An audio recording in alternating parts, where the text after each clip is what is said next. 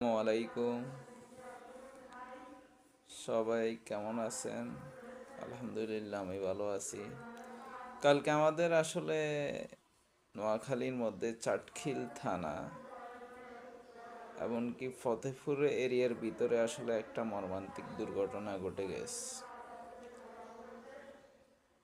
যেটা bike accident.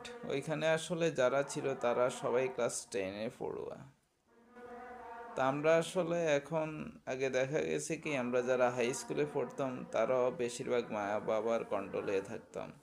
আর এখন বর্তমানে আমরা যারা আছি আমরা নিজেরা তো কন্ট্রোলে নাই, আর আমার বাবা মারাও মনে করে যে না, আমার ছেলে তো মোটামুটি বুঝ বুঝ হয়ে গেছে, বা সে তো এখন নিজে চলা নিজেই চলতে পারে।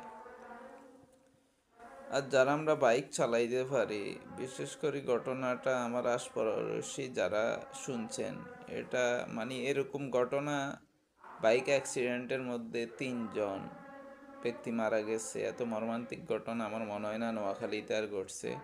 তো এই কারণে আসলে আমরা যারা বাইক চালাইতেছি সবসময় ঠান্ডা মাথায় ঠান্ডা ব্রেনে, এমনকি সহজভাবে, মানে আমাদের রোড পারমিশন যে গিয়ারটা আছে ওইটা দিয়ে চালানোর চেষ্টা করব। কারণ আমাদের তো আর এত জরুরতও নাই, কারণ ভাই জীবনের দামটা অনেক বেশি, এদিকে আমরা সবাই খেয়াল রাখতে হবে। আর আমরা বাবা মারা যারা আছি তারা, যারা ছোট এখনো, তাদের প্রতি একটু দৃষ্টি রাখবো। বিশেষ করে মায়েরা যারা আছে, আর বাবারা তো বেশিরভাগই বাইরে থাকেন আমাদের চাটখিল এরিয়ার।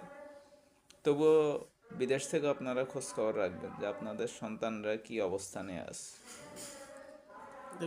আর যারা আমরা বাইক চালাইতেছি তারাও ইনশাল্লাহ সব সময় একটু গুরুত্ব দিয়ে ভাই নিজের জীবনকে দাম দেওয়ার চেষ্টা করব।